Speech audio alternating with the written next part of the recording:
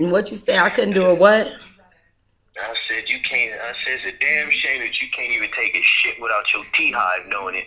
When your man texts you, you gotta get back to him for a couple of hours. This is ridiculous. You was pissed I off. meant that shit. I meant that shit from my soul. You had no reason to do that. I scroll, bullshit. You know, I scroll through your damn shit.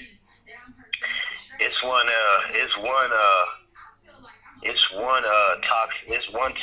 story that you put, or Tox Live that you put, had me dying laughing without even pressing play yet. But you made this face, and it said going to court. That shit was hysterical. Let's say that my baby was making. Yeah, my ass is crazy. You know that, baby. Take a poop without the Teahive sending a damn donation. Oh, Toxic taking the shit. Here's $4. Don't make me kick your ass talking about my Teahive. You know how I get. Don't do that. He taking the shit. Here's $4. Don't do that. Don't do that. Don't talk about my Teahive, babe. Me and you we friends, babe. Come on, man. Ain't nobody talking about your Teahive. Woman, calm the hell down. I'm speaking facts. My baby paint a wall, Teahive there. You mulch your yard, Teahive there. Try some shoes, Teahive there. Yep. You eat a chicken nugget from McDonald's. Why are you mad? Why are you mad? I was mad. I was mad that one day. You was pissed off. You can't do nothing without your Teahive. Well, see what? Let's give you a little bit of insight on that particular day. This person we was like a 5.5 hour load. This motherfucker had 20,000 pounds. We had 3 trucks going that shit. So, you know what I'm saying? When we pull up, when you do that type of weight, when you doing that type of job, you want to pull up to the destination, to the other house, and you want to start unloading immediately. You're not expecting. You already took a lunch. You know what I mean? We already stopped somewhere 8 to 30 minutes. So motherfuckers ain't trying to get to your damn house and then wait for escrow to close. It's going on 3 something in the evening. What you mean? You know what I'm saying? Mm-hmm. So we literally had downtime. However, excuse me. We had downtime and whatnot. However, you was live, so you wasn't going to answer the phone anyway. So I was just trying to text you. Okay, baby. Well, I'm here now. I'm here for you. Because why, baby? What you doing? What you gonna do? Some book reading? Yeah, I'm about to read like in a minute and like 50 seconds. You know how I do. Okay, let me stop. My bad, babe. I really love you. Ow, hey, da, da, da, da. Come on now. I feel ow, because I love you. Hey.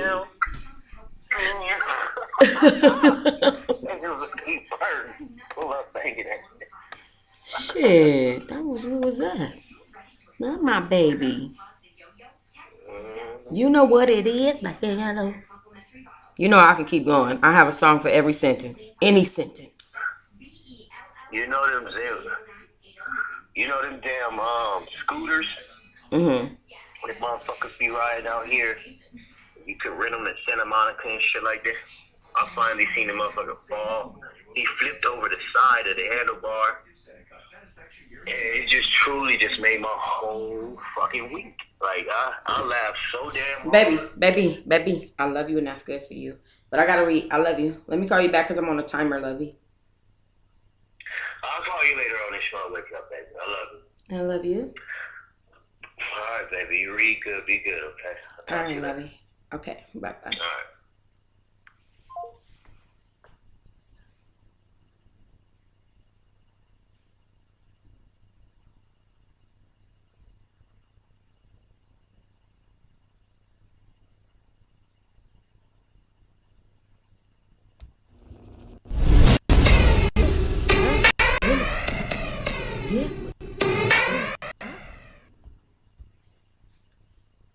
Hello.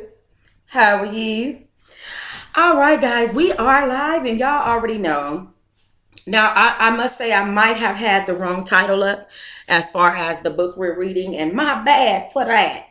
All right, but we are reading Carlita's Way today.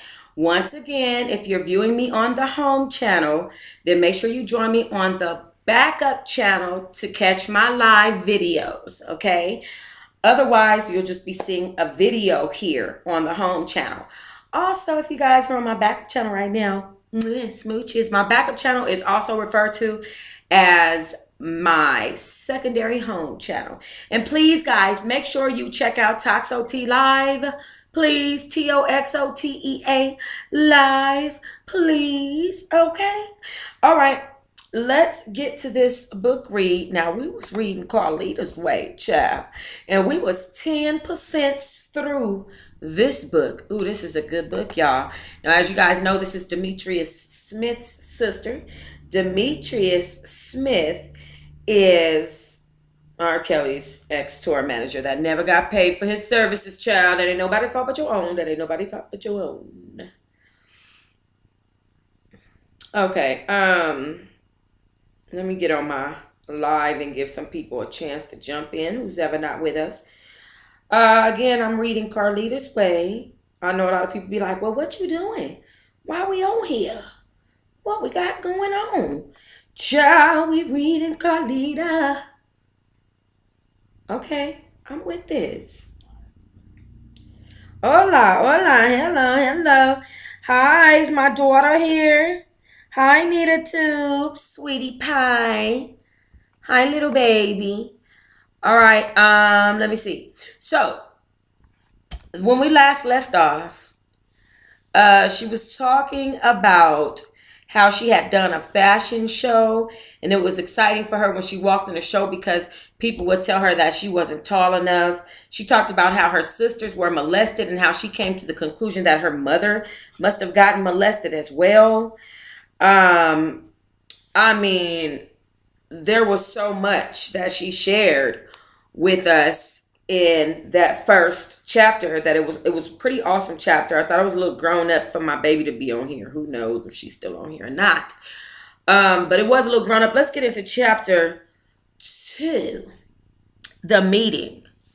We met on August 24th, 1982 in Chicago's highest, and I later found out that it was his mom's birthday. Hold on. Yeah. In Chicago's highest. And I later found out that it was my mom's birthday. Or his mom's birthday. Okay, so let me see.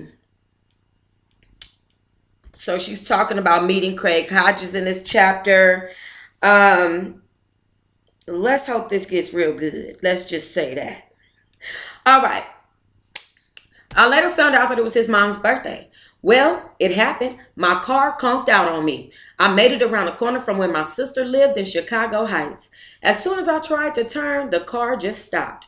Okay, I thought, you can stay right here until you cool off, little green machine. I got out and walked around the corner.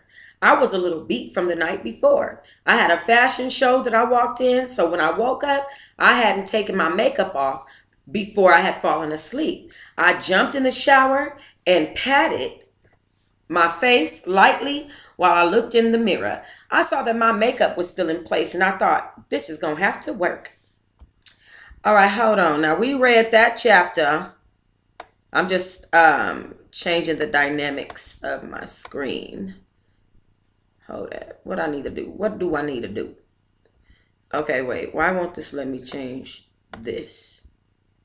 Let me take it here.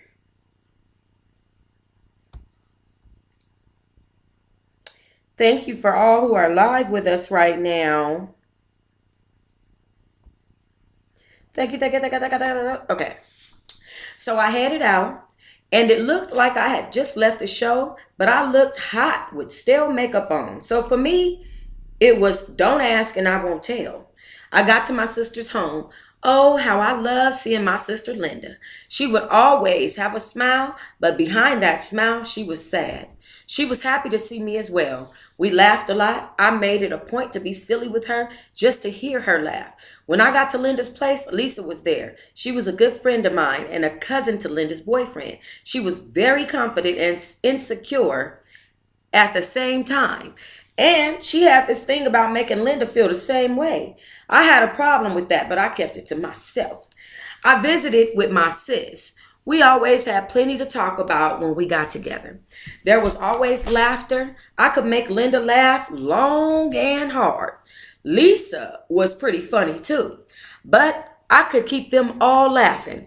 I had visited for several hours that day. I didn't really have a choice. My car was stalled, so it needed to cool off, period. It was hot for us too. We sat on the porch because it was so hot, and we talked about whatever came up. My sister was living with her dude at the time, and life for her was truly a hot mess. She was scared of her own shadow and had to be careful what she said around Lisa. Although I don't think Lisa would have said a word to her cousin, Linda was careful. I didn't give a damn who had heard what I had to say to Linda about leaving that crazy ass dude. He was beating her ass on a regular basis. I think she stayed because the gifts were good and he gave her tons of cash after the beatdowns. As we were sitting outside, this guy I knew named Philip came down the street. I remember him from Bloom High School. He was on the basketball team and he used to bring it against our team when we were in high school. He used to bring it, okay? Bring it, boy. Not to mention he was fine as hell. He stopped and talked with us for a little while. He was pretty cool and claimed he remembered me from high school. I didn't think he did. It was bullshit. It wasn't going to hurt my feelings whether he remembered me or not, though. But who really cared? It was just cool conversation at this point. Lisa was doing a little flirting with the dude. Inside, I was really laughing my ass off because there was no play coming her way or for mine. Or mine. No play coming her way or mine for that matter.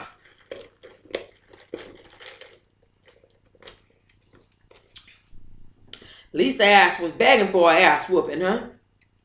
Over there messing with that boy when you know you got crazy Bill at home. You better leave him alone. We gonna call her dude Evan. Crazy Evan. Evan alrighty. Anyway, Philip appeared to be a really nice guy. We stayed out there a while, talking with him. He was the one who noticed Craig and Banks driving up the street. He seemed really excited about them stopping and talking with him.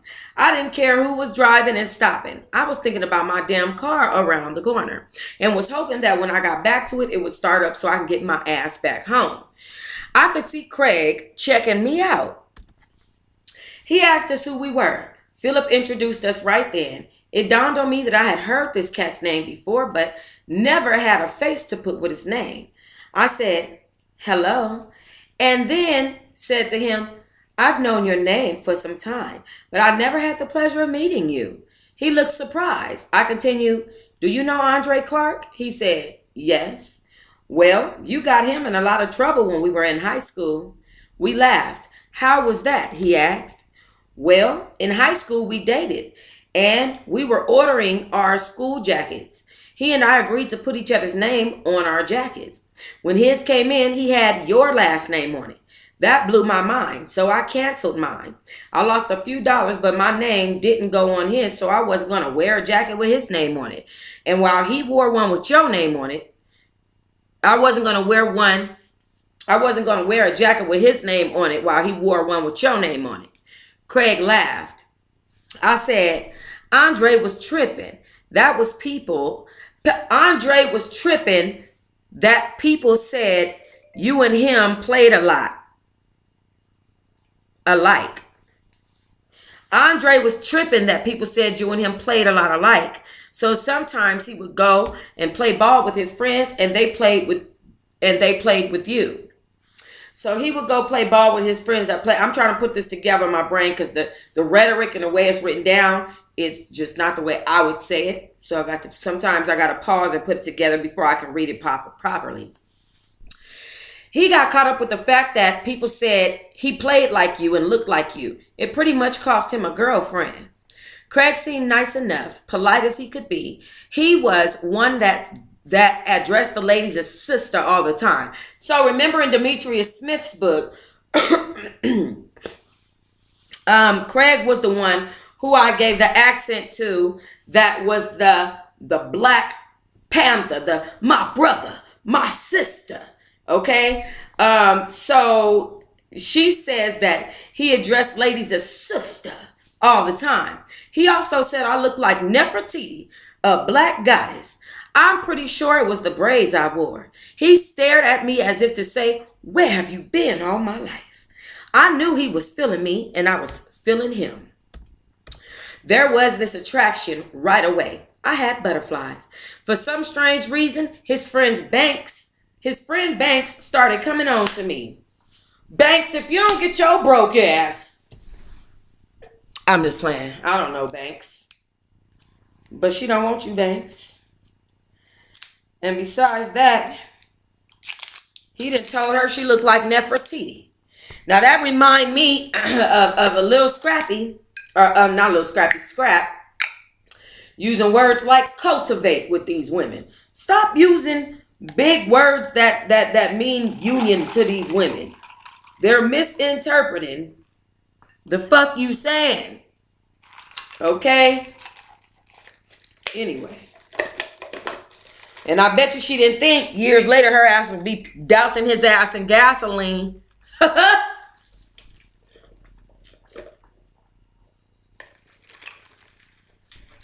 Now, if you know me, you would know that I was looking crazy as hell. I thought, is this how you do it? Sit your ass down, dude. I had to make it very plain that I had no interest in this cat at all. We were all engulfed in conversation, everyone except Linda. Her ass looked scared to death and was in fear of her dude coming home and seeing guys outside his house, even though we were on a side curb close to the street. I needed to make this conversation short with the guys because I didn't want that dude coming home and beating my sister up because of me. I know he would have done just that after we all left. It was just 3 guys out there, and his ass would have thought we were making plans to hook up, my poor sister included, and that was not the case. So I said I had to go and pick up my car around the corner to get the guys away from my sister's house. Craig and I laughed about the Andre story. I was pretty animated about it. Then he asked, "Where's your car, sister?" "Around the corner," I said. "When it gets too hot, it stops. So I made it here to see my sister, but it stopped around the corner. It has a mind of its own." He asked if I needed any help. "Do you know anything about cars?" I asked. "Oh, yeah, I do, sister," he responded. He even sounded as if I had offended him. I looked at Lisa, who was in gaga heaven. She looked like that around men. She was too hot to trot. Craig told me he had to make a run and he would be right back to help me with my car. I was cool with that. Philip left, and I was hoping that if Craig did come back, he would take his friend Banks home or just get rid of him. But nope, he came back with him. When all the guys left, I really had to get my car. I had been at Linda's house all day, and it was late. Lisa and I sat with Linda for a few more minutes. We laughed, and Lisa said something that caught me by surprise. She said she was getting him. I was wondering who. And before I could say who, she said, "Craig." Oops. Child, Lisa done said she was getting Craig, child. Lisa done told Carlita she was gonna get Craig. Child. Now, I had a few thoughts in my head. Good or bad, I had them. The first one was, who? Then it was, girl, I'm not my sister, and I will check your ass real quick. I don't play double cross. But aside from that, I thought, who's choosing you over me? No one. Now, mind you, these were my thoughts. She opened her big mouth again while she and I were walking to my car and was still talking shit about getting him. Craig, that is. When she knew he was feeling me, I said to her, "How much you got on it?" And for the record, I'll be seeing him tonight and tomorrow. He'll be taking me to the movies, and from there, I'll give you a call. Ooh, Carlita, you ain't have to check that girl like that about that man. How does that work, Missy? She laughed at me. I was so serious. Then she said, $1 bet. I said, that's all? You scared to go for 10? I asked. She said, no. Then had the nerve to say to me, being that I'm going to win, I'll make it light on you. So I said, bitch, no you didn't. Okay, $1 it is. As soon as I put the hood of my car up and turned around, Craig and Banks pulled up. Craig walked up and asked a few questions. He knew nothing about anything under a hood of a car. I could tell by the way he looked. So I gave him a pass and got my own car started. I thanked him for coming to help, and we made a little small talk before he asked me for my number. Boom. All right, let me tell y'all this story. And I don't know if my daughter is on this live anymore or not. But y'all, let me tell you a story about her damn daddy. Just a goofball. So when I met him, I think I was dating him. I had dated him like once or twice, but my car was broken down or whatever. And he was supposed to come help me with my car, and he put gas in my oil tank. That's when I should have just, Lord, but I love my baby. Jesus. Anyway, let's keep going. Let me see what I'm working with. Anybody know what time I went live? I can't even tell. We back at it again. Hey, this book is kind of not turned up right now. It's going to get turned up, I bet.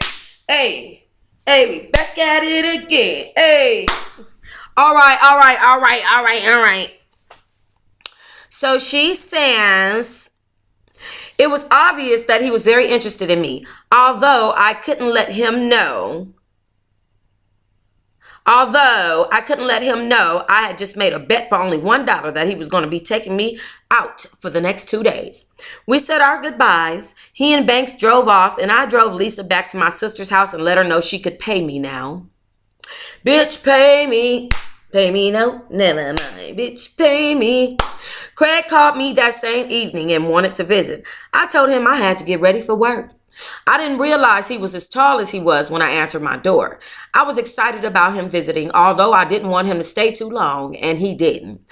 I had to work the next day, so we talked, and I learned it was his mom's birthday.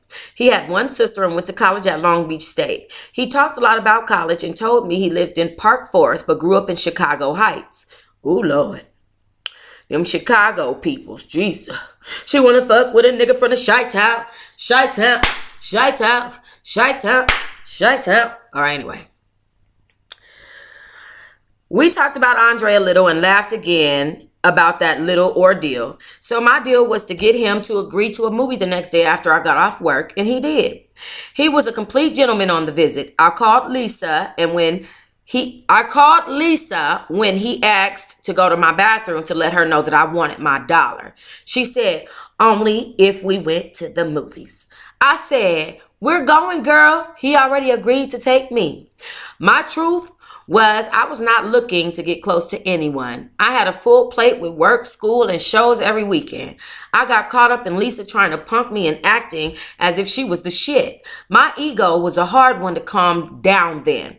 That arrogant part of me was on. All I could think was, I'm going to win this $1. It was all in fun. Craig picked me up the next day and we went to the movies. I'm not sure what we saw. I was just happy to be out with him. He was really a gentle spirit. I did make a judgment while hanging out with him that he was very deep with black issues. He had a lot to say about them, and I mean a lot. I didn't care all that much about the black issues. I had not traveled outside of Chicago too much to really have had much experience, so my contact was really limited. My truth is that I liked who was nice to me, no matter what color they were. I'm pretty nice and easygoing, so if I'm disrespected, the truth is the color of a person's skin wouldn't matter. It'll be dealt with. I found Craig to be a little annoying, but very intelligent at the same time. He knew a lot about a lot of things. I have always been a controversialist, so this was great. My brain was being fed by this man. He was stimulating all parts of my brain. I would look at him and think, where did you come from? To sit with him was so refreshing. We would hang out pretty much every day after I got off work. He was such a delight, although there were things I had not yet learned about this man. Craig and I got close really fast. He would always tell me he was going to marry me. I didn't take him too seriously because we hadn't known each other that long. When he first met me, he was saying that I was his wife and that I reminded him of Nefertiti. I didn't mind, plus I smiled every time he said it. He knew he made me blush. He played basketball during the day when I worked the early shifts. In the evenings, I would go to the gym and chase balls for him. We had fun together, sometimes just doing nothing. What I found pretty crazy was that his mom would always call my house for him. The first time that happened, it took me by surprise. He said he was driving her car and she was a little worried. I thought, well, okay, I got that, but every time you come over and want to stay late, this happens. Weird, I thought. Well, we made it official and became a couple within a few months of hanging out. Meeting his family was cool. His grandmother was one of a kind. I think everyone wants a grandmother like her. Everyone called her Ma. She was as sweet as honey and very funny. She was one of the reasons he married me because she told him I was perfect for him. The other part of the family was a little standoffish, which was cool. Now his sister, all I could say was the jury was out. She was stunning, tall, outspoken, and tried to be intimidating. She had this bossy air about herself. She made me know she would have plenty to say no matter what. The guys looked at us with approval. The ladies, not so much. It was only his grandmother who was very welcoming. This is what it's going to be like dealing with him, I thought. I thought this family was a bit overprotective. Well, he let me know the only opinion that really mattered was his grandmother's. He said that she raised him and he had mad love for her. He and his mom were very cool, but he said it felt more like a sister-brother relationship. Now, we met in August, and by late September, it felt like we had known each other forever. Craig had told me early on he was going to be leaving town late October, but he didn't tell me why, and I never asked. I thought he would go finish getting his things from college and come back home. We were good, closer than I had ever dreamed in such a short time. When I took him to meet my mom, things went well. My family didn't throw any shade and everyone liked him. My mom did what I knew she would, and that was embarrass me by asking if he had a brother or a dad that she could meet. I mean, I wasn't surprised because I kind of let him know what to expect, and so it didn't catch him off guard as well. Well, wait. My mom did what I knew she would, and that was embarrass me by asking if he had a brother or a dad she could meet. He wasn't surprised because I kind of let him know what to expect so it didn't catch him off guard. Well, I was pissed. I just wanted my mom to be a mom and not flirt with my dude and not always have to be the center of attention. Craig and I left, and we talked on the way back home, to my home. The call still came every time he was in my house. So what I started doing was pick him up, and he would just stay at my spot with me. Time was moving, and he started to speak about going to San Diego. But now it seemed serious. So instead of him coming in his mom's car, so it seemed he was broke at the time, but he was coming in his mom's car. I see you, Bree. And so she just decided, let me just go pick him up to avoid the whole mom thing. Because mom's just calling every single time he come over. That shit would drive me crazy. I'm going to have to ask you to get your mama in check. You are a grown-ass man, act grown. And get your mama off my line.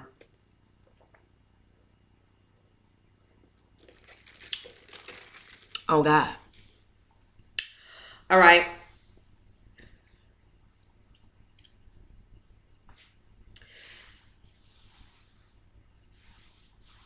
Time was moving and he started speaking about going back to San Diego, but now it seemed serious.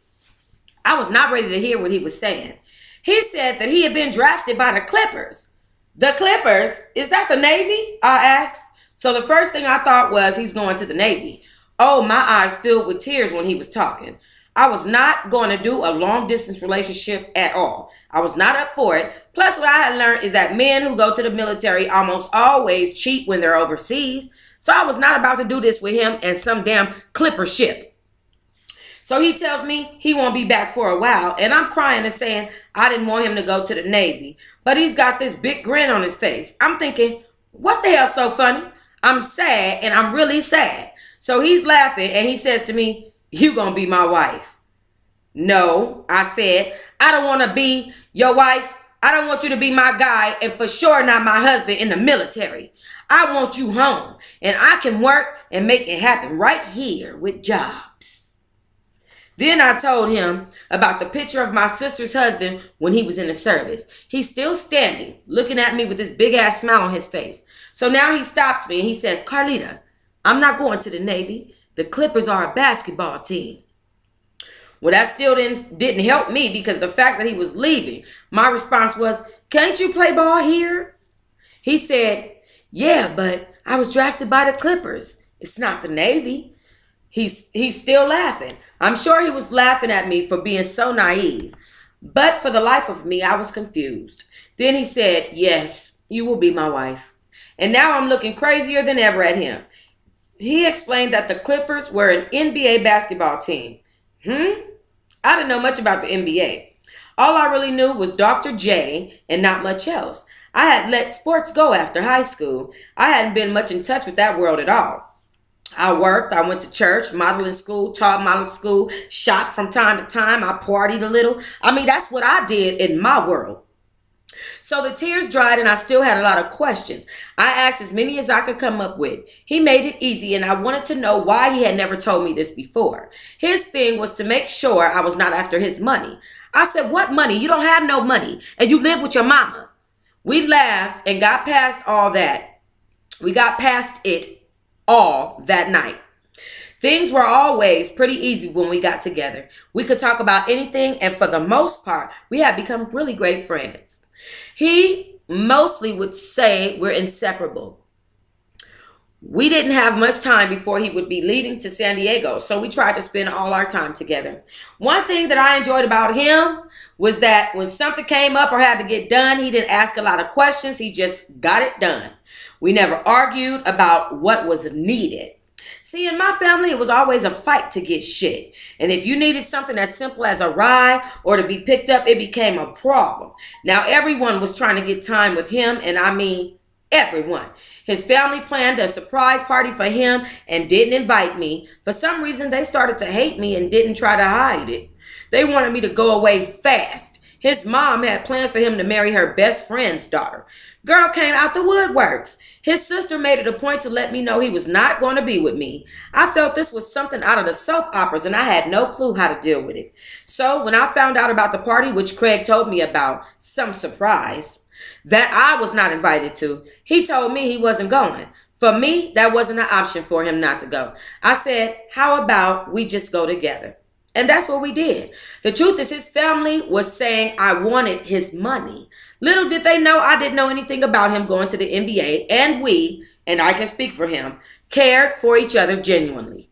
We were two young adults in love, and no one could tell us anything different. At least that's what I thought at the time. We went to the party and things got a little tiny bit ugly. I started seeing a different person than who I had known for the past few months. Craig felt the need to please everyone. His ex-girlfriend was there and was invited by his family, which I was surprised to learn. Craig told me about this girl. They had dated before he left for college. He seems to care about her a great deal. One day, when he came home from school, he walked in on her in bed with his best friend, his next door neighbor. So that relationship went south 2 years ago. His family hated her as well, and that's why I was surprised to see her there. All the details are a blur, but that was nuts and bolts, the nuts and bolts of it. Well, he left me sitting alone a few times and I didn't feel right. Not that I was being clingy, I just felt like something more was going on. Plus, being in a place where no one wanted me felt uncomfortable. So when he left me for the last time, which I felt was too long, I got up, went looking around and found him with the ex-girlfriend. When he saw me, his face looked like, ouch, busted. I didn't have a thing to say to him. I turned around, went back upstairs, and walked out the door. As I was leaving, he ran to catch me. I didn't cry, nor did I make a scene, although I was sad, hurt, and embarrassed, amongst other things. This was a whole other person. There was no need for me to stop. I wanted to get the hell out of there, go home, and put my head in a pillow and cry. While walking to my car, he catches up to me and started to plead his case with tears in his eyes.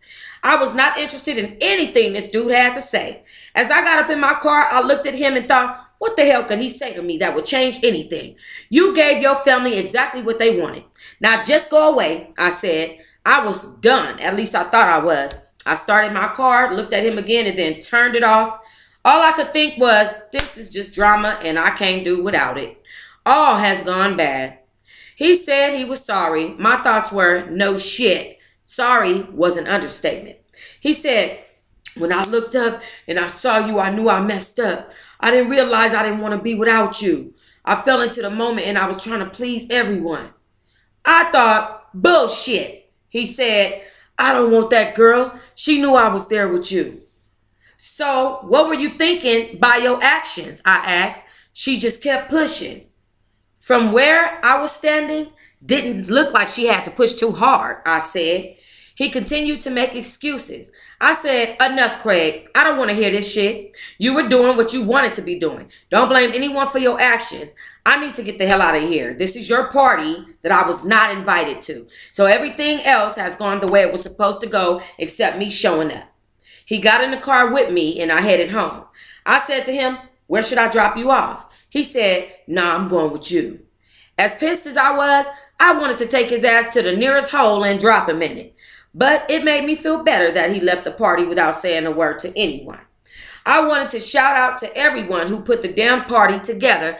That's for not inviting a bitch and just for being outright mean for no reason. Now he gone without saying a word to any of your mean asses.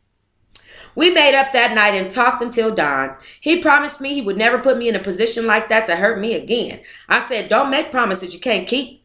I said. He left 2 days after that, and I was sad for days.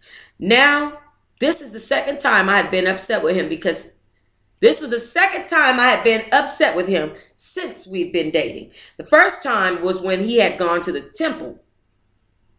We had gone to the temple. One of his friends had come on to me, which made me feel out of place. His friend didn't hide what he said. He made a statement about getting with me and said I hadn't been with a man until I'd been with him. Well, I told Craig about what this dude had said, and he didn't believe me. It wasn't until the guy who was in the car with the creep told him what happened that he believed me. I took offense to him not believing me. I fell back into my old routine, work, school, and church. We talked every day for hours and hours after he would come home from his twice-a-day workouts. Training camp was hard for him. Being that he was drafted in the 3rd round, he was a little concerned about having a spot on the roster. I just listened. I didn't really know what to say except stay strong and do your best. I just wanted him to come home. Time was just moving slow. Not too long before camp was coming to a close, the guy who was drafted in the 2nd round was cut, so Craig started feeling a lot better. Not about the guy being cut, but it looking better for him staying on the team. It was time for preseason to start, and his team was traveling to the Midwest for a few games. They was traveling to Candace's teeth.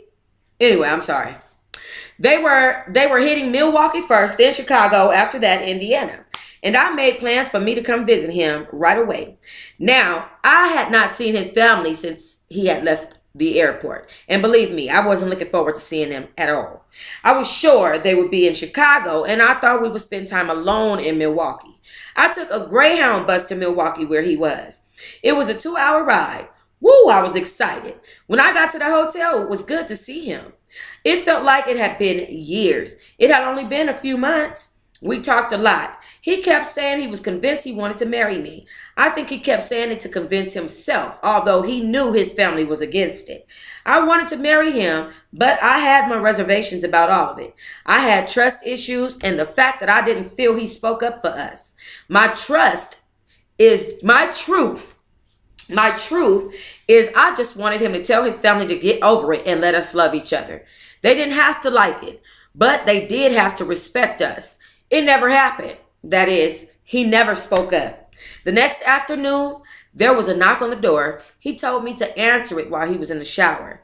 It was his mom and the whole family. My mouth dropped as they all piled in the room. I acted happy to see everyone. Hi. Hi. But God knows I wasn't. And they were not happy to see me. I was really expecting room service. He hadn't told me they was coming. Not that he had to. It just would have been nice to be able to mentally prepare myself. The conversations were dry and his family was trying to fill me out. There were a few shots directed at me, like his mom asked me why I came up early and I didn't know and did not know that I would distract him. Wow. My thoughts were, well, lady, this is my dude, and I came early to fuck his brains out. How about we discuss this over coffee after the game? I just sat there looking silly and didn't say a word, nor did he. He said nothing. Then his sister told him I needed to get out. Then his sister told him he needed to get out, meet other women, and that he didn't need to be tied down to one person. Damn, I'm sitting right here. And is he really not going to say anything? Do I disrespect these people or keep my cool? I'm thinking, say something. I was frozen in place and I didn't know what to say. If I said anything, it would have been, oh, so nasty. I stood up and walked out of the door. I was walking out of the door. I heard his Uncle Bobby say to them that they were awful and needed to stop it. He said that I was harmless, shame on them, and that they need to give me a chance. After that, I'm not sure what was said. I slammed the door behind me and sat outside for 30 long minutes. Craig came outside looking silly, apologizing for them. All I could say was, don't, not again. What is it going to take for you to just stand up for what's right? Am I supposed to keep taking this from your family and friends? Don't answer, I said. I'm going to leave tonight on the bus after the game so there are no more problems. I don't put you in a position to have to choose. No, he said. I've asked Bobby to let you ride back with him. At the game, I was standoffish and didn't want to be bothered with those folks. Not for one moment. I had forgotten how mean they could be and just how mean they were to me on the ride home. Uncle Bobby was super nice to me and explained that they were scared of losing him. I just smiled and looked out the window. When I got home, I called Craig to let him know I was home. He let me know he would be in Chicago in the early morning and that his sister was going to pick him up from the hotel and bring him out to the south to his mom's where he grew up. He asked me to meet him out there. Are you nuts? I said. No way I'm coming out there. I'll be home. If you find time before the game, you can stop by here. So he asked if I was coming to the game between the Bulls and the Clippers. No, I replied. He called me Lita. Lita, he said. Why not? You know why not, Craig. I don't feel like dealing with any of the rudeness from your family again. It's not a good feeling. I'm surprised that you would even ask me. He said, I talked to my mother and make this right. Craig gave new meaning to the saying, don't piss on me and tell me it's raining. He knew damn well he was not going to be talking to anyone about anything. He insisted that I come. We went back and forth with it for a little while. Okay, as long as my seats are not with your family. I really just told him that so that he would stop asking me. I went to the game late. Things went well that night. There was one more game on our end of the world that he had to travel to, which was Indiana. He was insisting that I come to that, and he had a day off as well. I had to have this conversation with him about his mom asking me why would I come up early to see him before his game. I said yes. I was not going to sit through that shit again. He said, don't worry about that. He could handle it. I thought, yeah, right. Craig had a weakness about him that I found unattractive. You damn right that shit unattractive. I'm not fucking your mama and I'm not going to deal with her. You're a grown man. Learn when to grow up.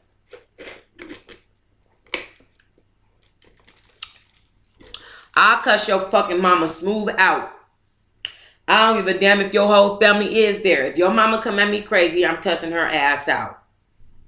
Period. Nevertheless, I got on the Greyhound bus once again. This time, I went because I knew we wouldn't see each other for a while after this trip, and our 2 days together turned out to be great. He was such a different person when it was just he and I, and this concerned me. When his family arrived on the second day, the welcome was much more different in Indiana. They were nice. I'm sure it took everything out of them to play nice with me. I didn't really care at this point. After the game, I got a ride home from his uncle again. The next morning, I went to visit my mom. I needed to be around people I knew loved me, just to feel whole again. Plus, I wanted to talk to my mom about what happened over the course of the past few days. Those 5 days really had me thinking about what I was going to do. I needed to do some soul searching. I was really thinking about ending the relationship. I had new feelings about this man that I was in love with. I didn't feel safe with him. So how could I move forward? Thank you, Mimi Loving Life, for that $5 donation. I see you, baby. Baby.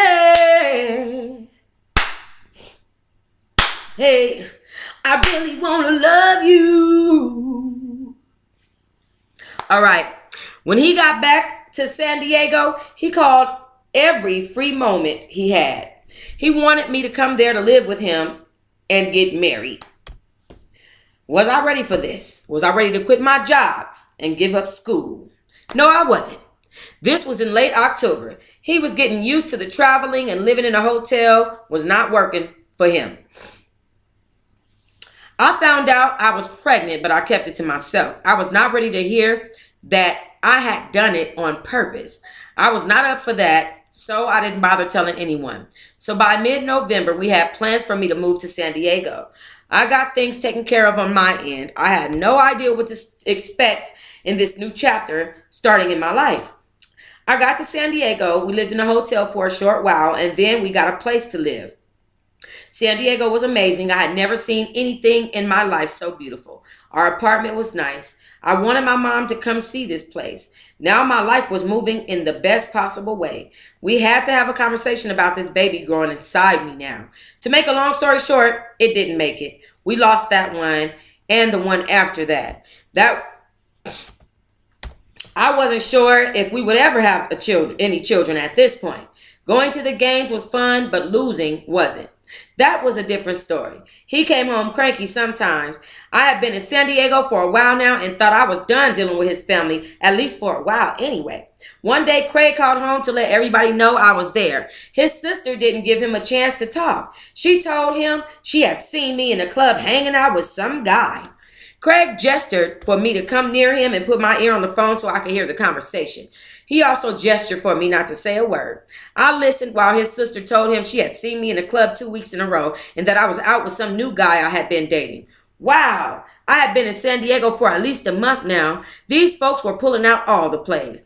She also said his friend Banks was with her and that he saw me as well. Well, it was all a lie, so Craig told her to have Banks come over later and for them to call him back. Or he would call them later. But for sure, he wanted to speak with them together. They hung up the phone. He was in shock at what had just taken place. So was I. I didn't say much about what happened on the phone. We had dinner and I tried to keep the conversation light. Later that evening, he called home and I wanted him to just light their asses up in a real way. That conversation went a little like this. His sister put Banks on the phone. First, Banks went in on me. He said, "Yeah, man, Man, I saw your girl at the Nebus too, man. 2 weekends in a row, man. She got some new dude." Ha! Banks laughed. "Man, what, she thought we wasn't gonna see her?" he said. Craig had this crazy look on his face. Neither one of us could really believe what was coming out of this guy's mouth. He kept going on for about a good 10 minutes. I'm thinking, when are you gonna stop this madness? Then Craig said, "Hey, man, tell my sister to pick up the other phone because I want to tell you both this at the same time." She got on the other phone. He said, "Man, I'm really sad about this. I can't believe what I'm hearing." His sister tried to say something. She thought he was feeling bad at what they had said. She said something like this: "I told you today. I didn't know anything about that girl. Neither did you. She was just out for a payday, Craig." Then Craig said, "Stop, man. Just stop now. Y'all both lying. Carlita been in San Diego for over a month. She's here listening to y'all just outright lie on her. I'm done, man. This is crazy that my sister and my best friend would do this to me." His sister hung up the phone and Banks made an excuse and got off as well. Craig didn't talk to them for at least a month. We kept doing our daily routine, which consisted of him working and me getting used to being in California, excuse me, guys.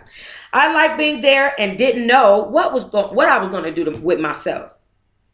I had always been the girl to have a job. Now I have this man telling me he didn't want me working. That was different.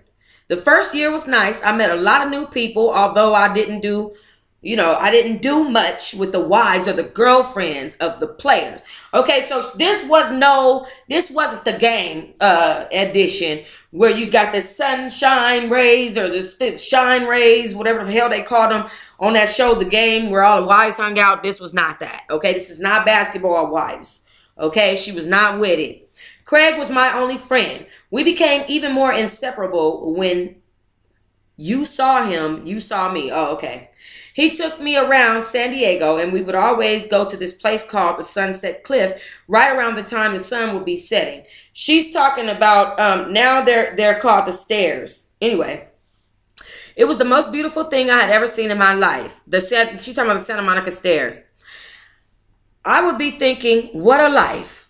Then I would go, oh no, because they were in San Diego, right? Okay, no, she's not. I would go into thinking everyone in the world should have a chance to see this. Let me tell my brother I'm going to call him back.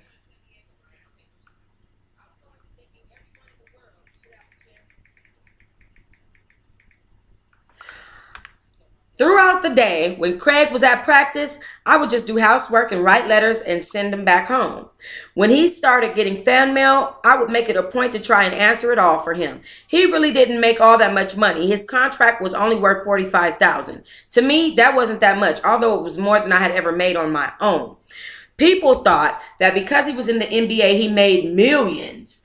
What he made was more like a two-person household. Though he did have a shoe contract that was worth $20,000. It really helped us out when things got a little tight.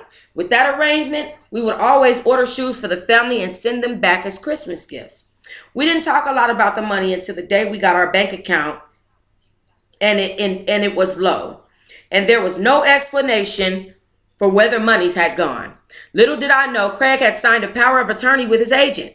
Now, I may not have been a college graduate, but I knew damn well that was a problem. See, it started when I was shopping at the mall and a check wouldn't clear. I was sure the account had money in it because I saw him put it in there. On that evening, he called his agent, and the agent set up a meeting for him to visit the following afternoon. I went along for the ride. Plus, I wanted to hear what the hell was going on, and I wanted to meet this guy. We met at a mall, and for me, that was a red flag. I had expected to go to an office. Craig was a little passive with this guy. He explained to us that he had taken his payment out, and from the conversation, it had not been agreed upon. He and Craig had set up a payment plan, but for some reason, he chose to just take a dip in our bank account and pay himself for several months. He left us pretty much with nothing. Craig and I were just starting off and needed cash to pay rent and buy food. We didn't have it, so for the next few weeks, we had TV dinners. See, the problem I had with this whole ordeal is that the agent was so full of jokes and really making light of the situation. Craig didn't say shit that he was supposed to be saying to this dude. I chimed in and said, "You play way too much for me, and that power of attorney you two signed, we're going to have to make that go away. It's a shame you had to go over his head like you did and take all that money. If you have access to the account, you saw the balance. You left us without enough money to even buy toilet paper to wipe our asses. So can we get to the bank and get some of that money back right about now?" He tried to give me some excuse about how he didn't have it on him, but there was no way that I was putting up with that shit. So I said, "You have a check. The bank takes checks, or we can follow you to get it." Yep, that laughing stopped. I wasn't trying to be a tough ass. I wanted our money back, and this guy was a total jerk. From the time I sat down with him, I didn't like his ass. All I was thinking was, I'd never seen a grown-ass man who plays so damn much. Shit. Carlita, let me tell you something. Your brother came to my goddamn court date, and I didn't even want that nigga to know my real name, child. But your brother came to my court date and played like a fucking 8-year-old in the courtroom. I'm just going to tell you that much. Okay? I was not in a playing mood at this point. This was awful and it needed to be fixed. And once again, Craig is disappointing me. We went to the bank and the agent gave Craig some cash. Then he set up another meeting for us to come to dinner at his home later that month. Another thing I noticed was that the agent kept talking about black issues, which is what was unattractive to Craig. Which is what was attractive to Craig. Because y'all know Craig is like pro-black Black Panther. It made him decide to sign with this guy in the first place by playing the game and showing interest where he really didn't care to. He was not at all militant, nor was he racist towards white people. Hell, when we visited his home later, his wife was a white woman. So his credibility went out of the window completely with me. It wasn't because he had married a white woman, but because he had talked so bad about white people to keep Craig smiling.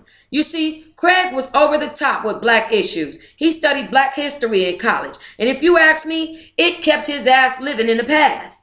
I wanted Craig to get rid of this agent, and that cost us a pretty penny. Another problem I had with his ass was his ass taking money out of our bank account.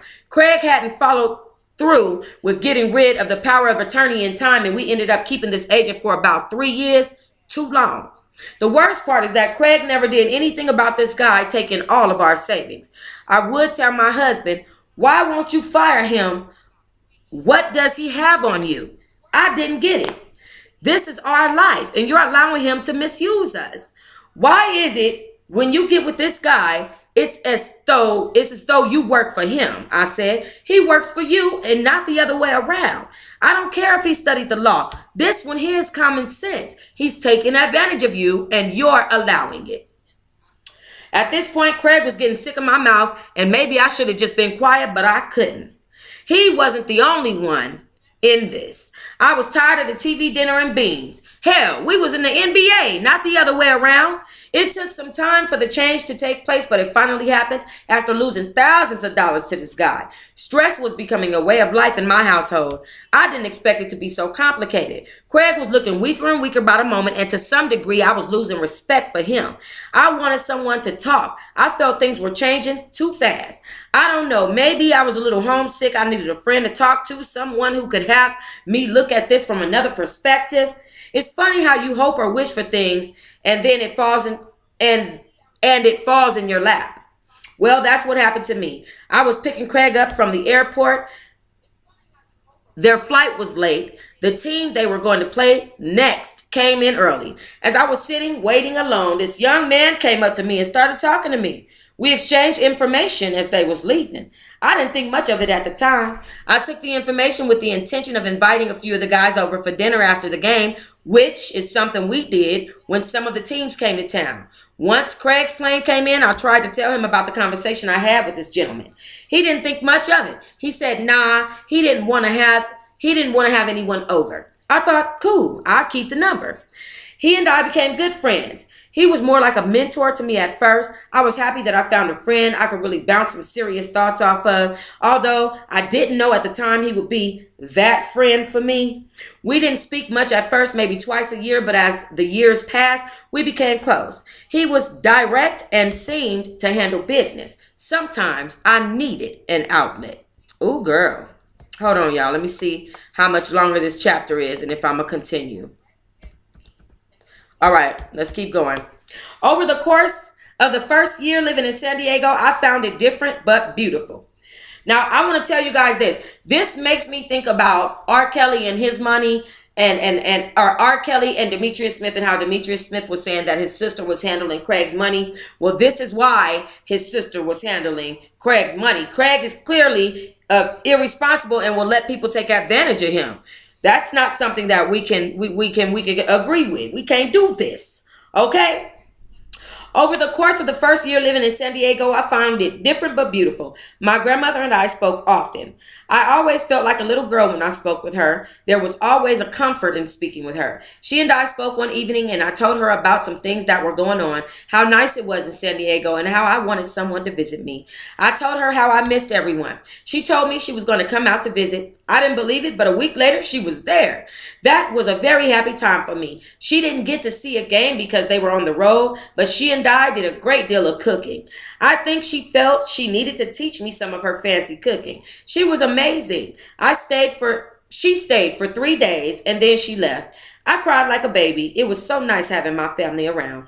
After my grandmother left, I had to find something to do. I started to look for work again, and as always, there would be a big fallout about me working.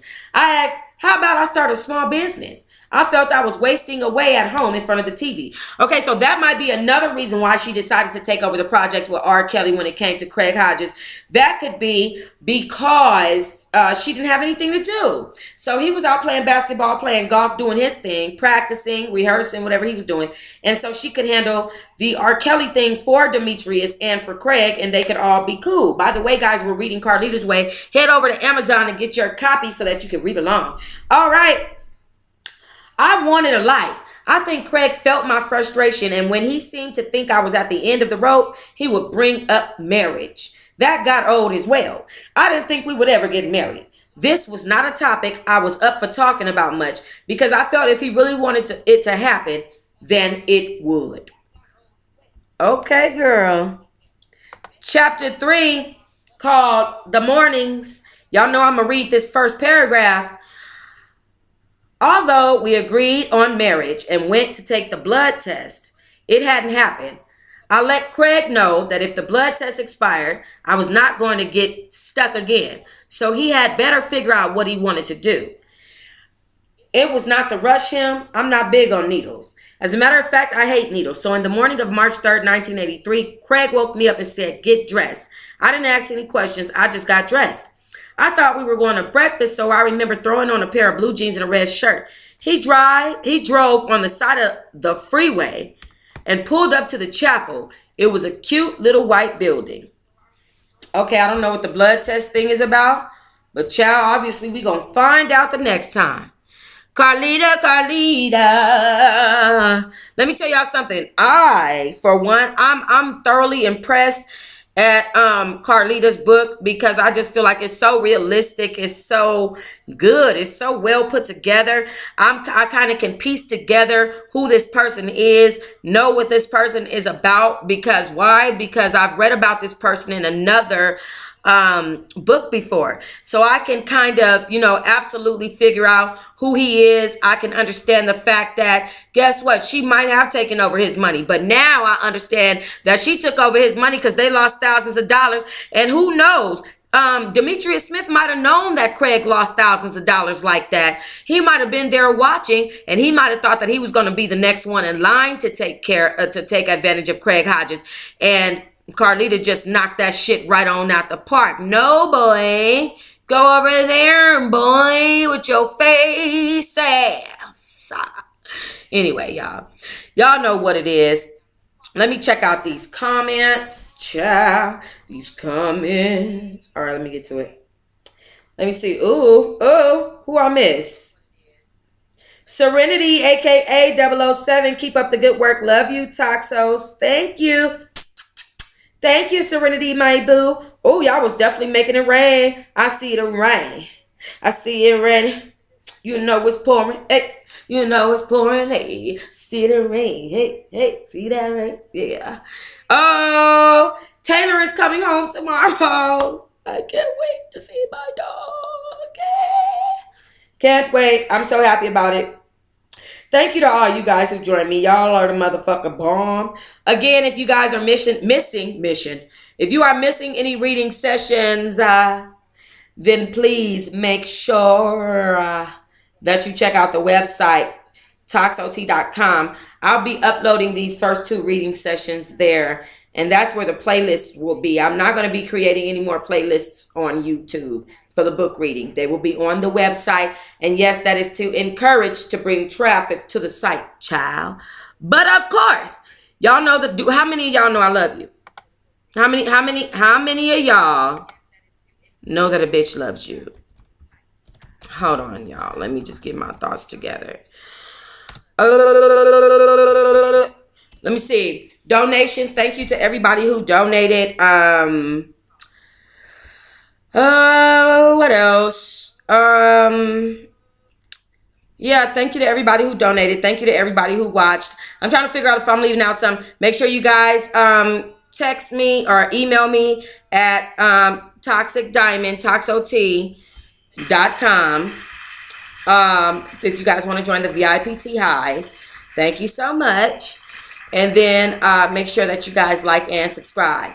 Lord, it's a good day. All right, I love you guys. Peace out.